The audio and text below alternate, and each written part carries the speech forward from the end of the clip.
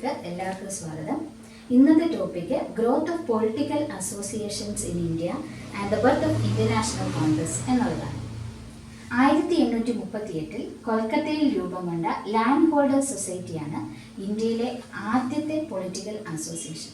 തുടർന്ന് ഇന്ത്യയുടെ പല ഭാഗങ്ങളിലായി മറ്റനവധി പൊളിറ്റിക്കൽ അസോസിയേഷൻസ് രൂപം കൊള്ളുകയുണ്ടായിട്ടുണ്ട്. അതിൽ പ്രധാനപ്പെട്ട ചിലത് Indian association, British Indian association, Bengal British India society and east India association. All these associations provided a base for the development of International Congress and all India political organization.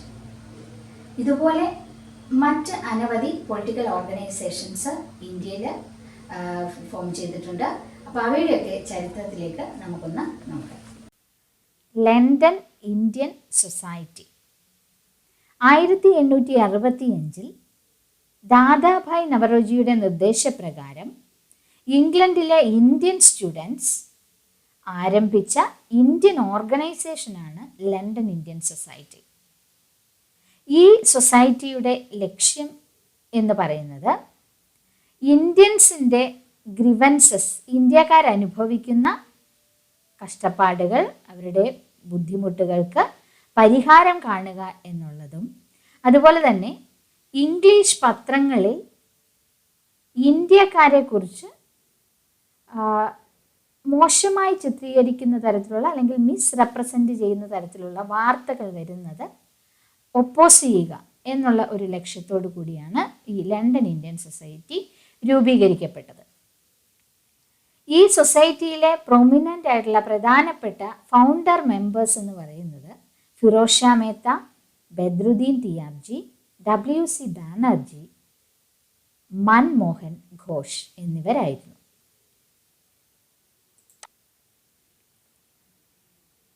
അടുത്ത organisation, political association എന്ന് പറയുന്നത് East Indian അസോസിയേഷനാണ്.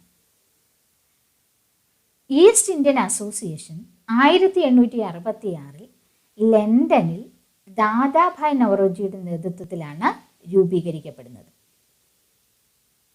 ഈ association വിവിധ Indian വിഷയങ്ങളുമായിട്ട് ബന്ധപ്പെട്ട, ഇന്ത്യക്കാരുമായി ബന്ധപ്പെട്ട വിഷയങ്ങൾ, അത്തരം വിഷയങ്ങൾ ബ്രിട്ടീഷ് പൗരന്മാരെയും അതുപോലെ തന്നെ പാർലമെൻറ്റ്, ബ്രിട്ടീഷ് പാർലമെൻറ്റിലെ മെമ്പേഴ്സിനെയും ഇൻഫോം ചെയ്യാൻ അല്ലെങ്കിൽ കൃത്യമായ ഒരു ഇൻഫോർമേഷൻ ഈ കാര്യങ്ങളിൽ നൽകുന്നതിന് വേണ്ടിയിട്ട്, പ്രൊവൈഡ് ചെയ്യുന്നതിന് വേണ്ടിയിട്ട് ആരംഭിച്ച ഒരു അസോസിയേഷനാണ്. It also voiced the grievances of Indians and suggested remedial measures. ഇന്ത്യക്കാരുടെ ബുദ്ധിമുട്ടുകൾ അല്ലെങ്കിൽ അവരനുഭവിക്കുന്ന പ്രയാസങ്ങൾ പരിഹരിക്കപ്പെടുന്നതിന് വേണ്ടിയിട്ടും ആ പ്രശ്നങ്ങൾ ഭരണാധികാരികളുടെ മുന്നിൽ എത്തുന്നതിന് വേണ്ടിയിട്ട് പ്രവർത്തിക്കുന്നതിനായിട്ടും ഈ ബുദ്ധിമുട്ടുകൾക്ക് ഉള്ള പരിഹാര മാർഗങ്ങൾ അല്ലെങ്കിൽ അതെങ്ങനെ പരിഹരിക്കാമെന്നത് സജസ്റ്റ് ചെയ്യുന്നതിന് വേണ്ടിയിട്ടുമാണ് ഈ ഈസ്റ്റ് ഇന്ത്യൻ അസോസിയേഷൻ ആരംഭിച്ചത്.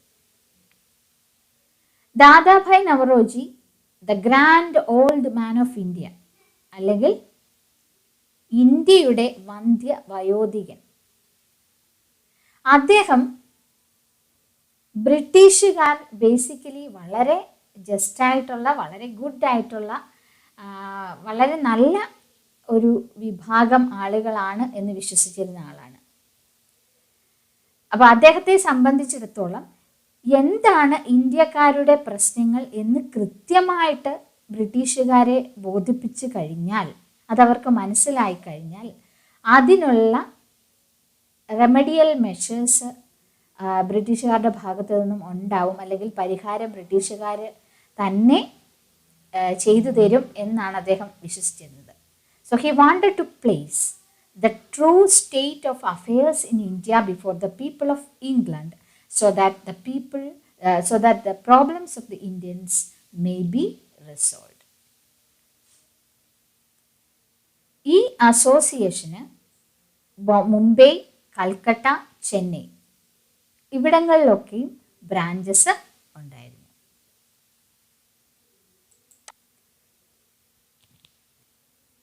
ദ പൂന സാർവജനിക് സഭ.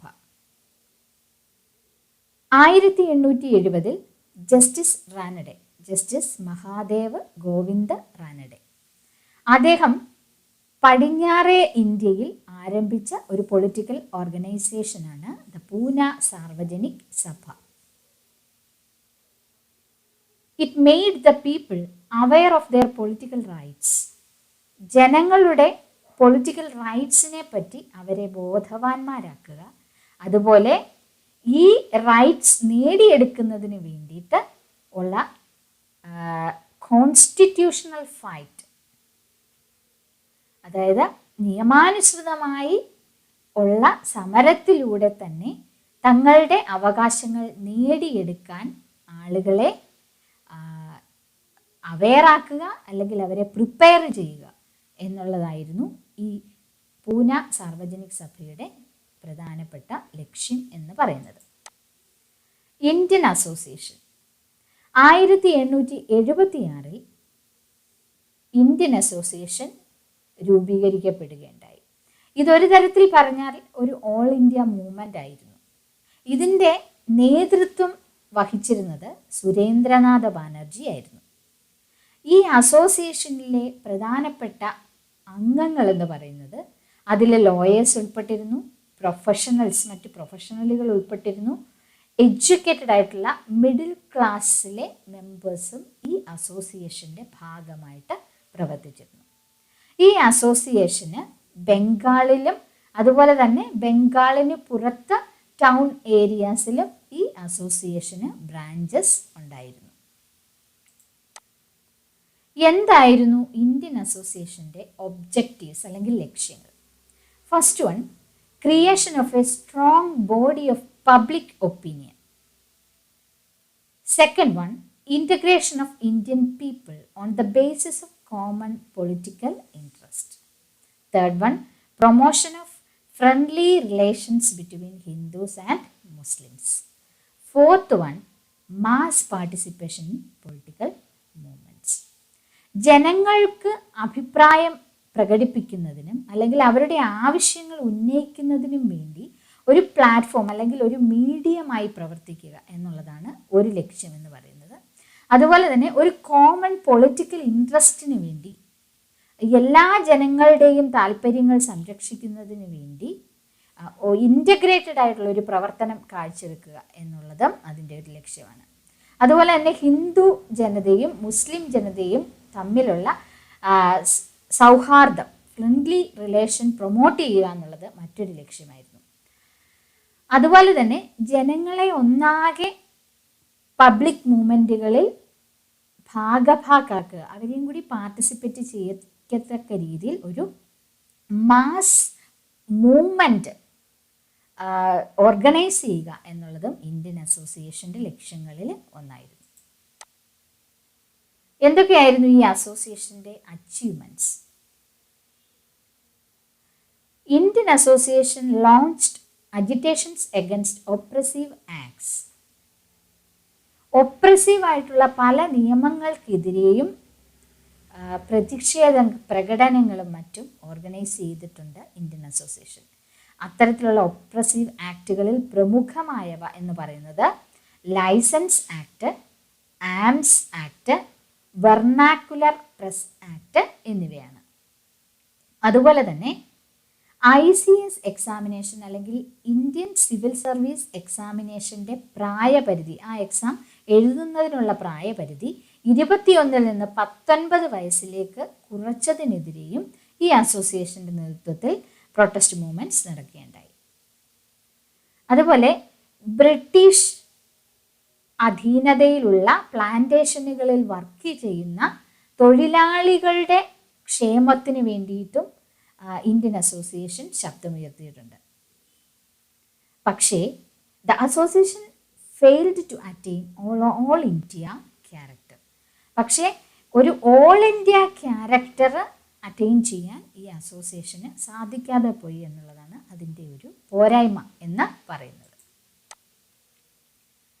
Indian national conference 1883 Surendranath Banerjee കൊൽക്കത്തയിൽ ഓൾ ഇന്ത്യ നാഷണൽ കോൺഫറൻസിൻ്റെ ഒരു മീറ്റിംഗ് വിളിച്ചുകൂട്ടുകയുണ്ടായി.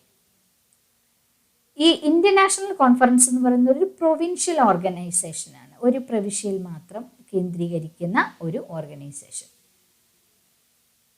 പക്ഷേ ഇതിൻ്റെ ഒരു കോൺട്രിബ്യൂഷൻ എന്ന് പറയുന്നത് വളരെ വലുതാണ്. കാരണം ഇന്ത്യൻ നാഷണൽ കോൺഗ്രസിൻ്റെ ഫോർമേഷന് ഒരു മോഡലായിട്ട് പ്രവർത്തിച്ചത് ഇന്ത്യൻ നാഷണൽ കോൺഫറൻസ് ആണെന്ന് ഉറപ്പായിട്ടും പറയാൻ സാധിക്കുന്ന കാര്യമാണ്.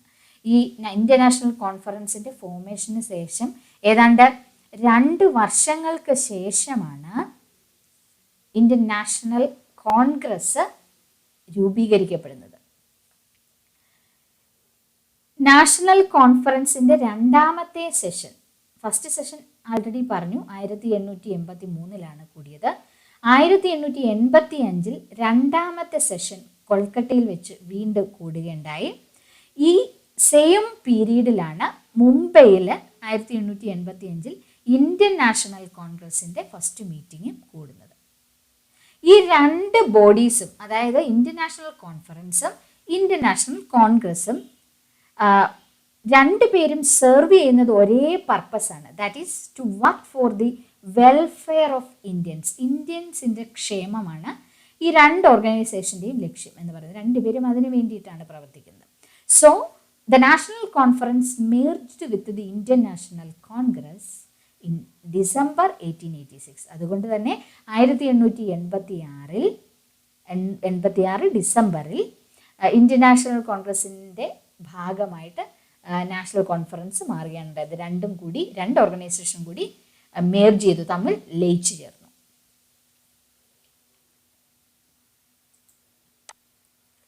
Formation of Indian National Congress.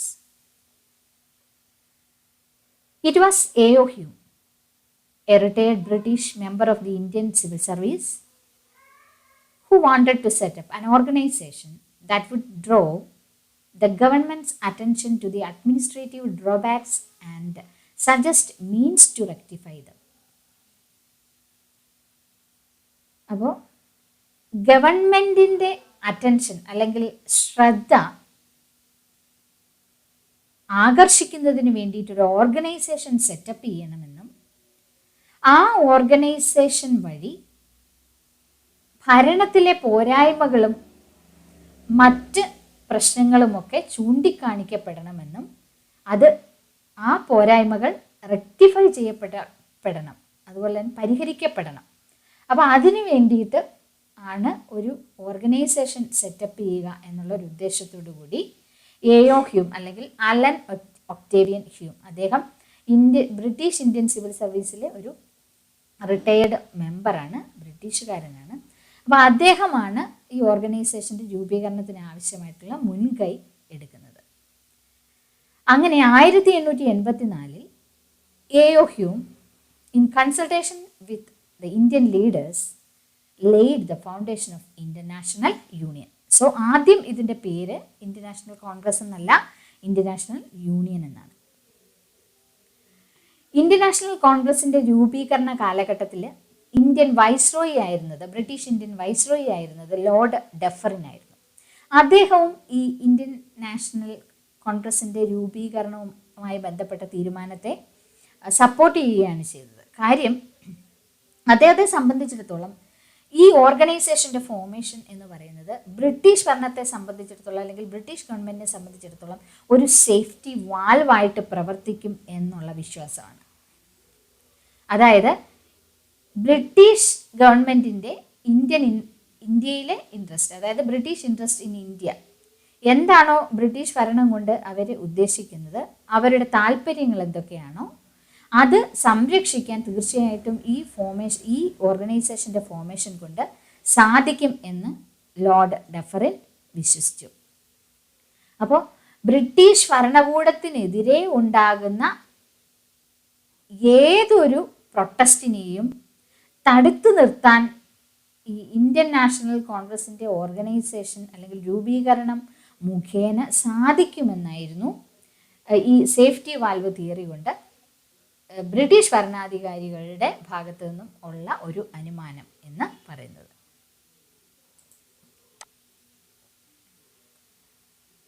1885 December 25 യൂണിയൻ്റെ ഒരു മീറ്റിംഗ് പൂനെയിൽ വെച്ച് കൂടാൻ തീരുമാനിക്കുകയുണ്ടായി. ഈ കോൺഫറൻസിലേക്ക് ഇന്ത്യയിലെ പല ഭാഗങ്ങളിൽ നിന്നുള്ള റെപ്രസെൻറ്റേറ്റീവ്സിനെ കൊണ്ടുവന്ന് ഒരു മീറ്റിംഗ് എന്നുള്ളതാണ് ഉദ്ദേശിക്കുന്നത്. പക്ഷേ ഈ സമയത്ത് പൂനെയിൽ പ്ലേഗ് പടർന്നു പിടിക്കുകയുണ്ടായി. അതിനെ തുടർന്ന് യൂണിയൻ്റെ മീറ്റിംഗ് ബോംബെയിലേക്ക് അല്ലെങ്കിൽ മുംബൈയിലേക്ക് മാറ്റുകയാണ് ഉണ്ടായത്. അങ്ങനെ 1885 ഡിസംബർ മാസം 28 തൊട്ട് 31 തീയതികൾ വരെ ഗോകുൽദാസ് തേജ്പാൽ സാൻസ്ക്രിറ്റ് കോളേജിൽ വെച്ചാണ് ഈ മീറ്റിംഗ് നടക്കുന്നത്. It was under the presidentship of W.C. Banerjee, otherwise called as Womesh Chandra Banerjee.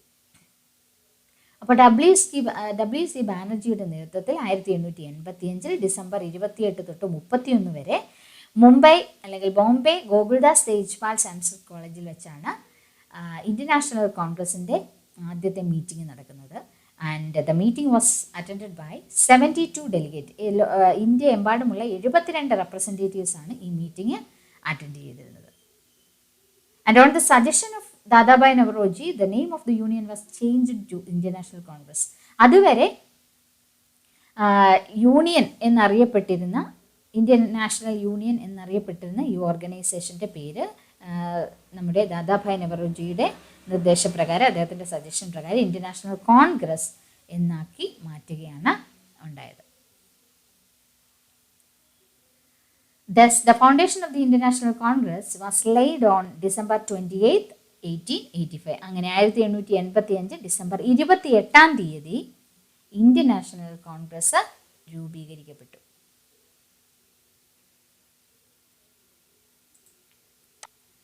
എന്തൊക്കെയായിരുന്നു ഇന്ത്യൻ നാഷണൽ കോൺഗ്രസിൻ്റെ ലക്ഷ്യങ്ങൾ? അതിൻ്റെ രൂപീകരണത്തിന് പിന്നിലുള്ള ലക്ഷ്യങ്ങൾ എന്തൊക്കെയായിരുന്നു? First one, to promote friendly relations between nationalist political workers from different parts of the country.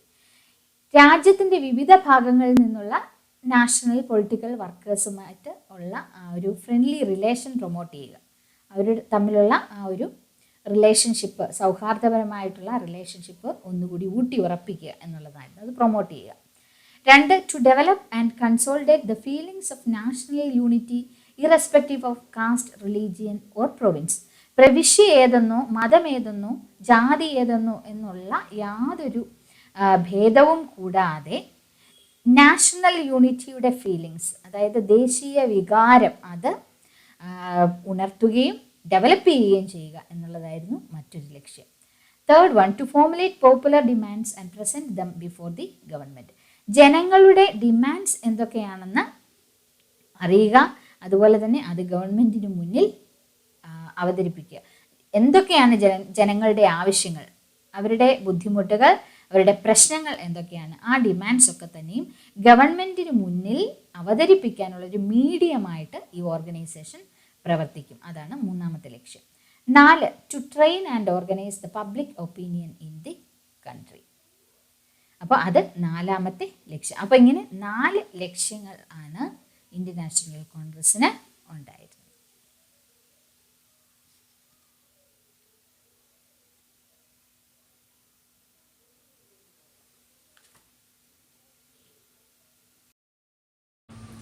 ആധുനിക ഇന്ത്യയിൽ രൂപം കൊണ്ട പൊളിറ്റിക്കൽ അസോസിയേഷൻസ് ഏതൊക്കെയാണെന്നാണ് നമ്മൾ ഇന്നത്തെ ക്ലാസ്സിൽ പഠിച്ചത്.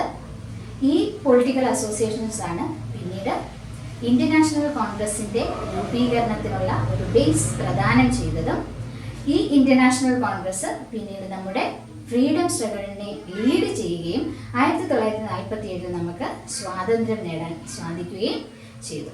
അപ്പോൾ ഇന്നത്തെ ക്ലാസ് നമുക്ക് ഇവിടെ കൺക്ലൂഡ് ചെയ്യാം. അടുത്ത ക്ലാസ്സിൽ മറ്റൊരു ടോപ്പിക്കുമായിട്ട് വീണ്ടും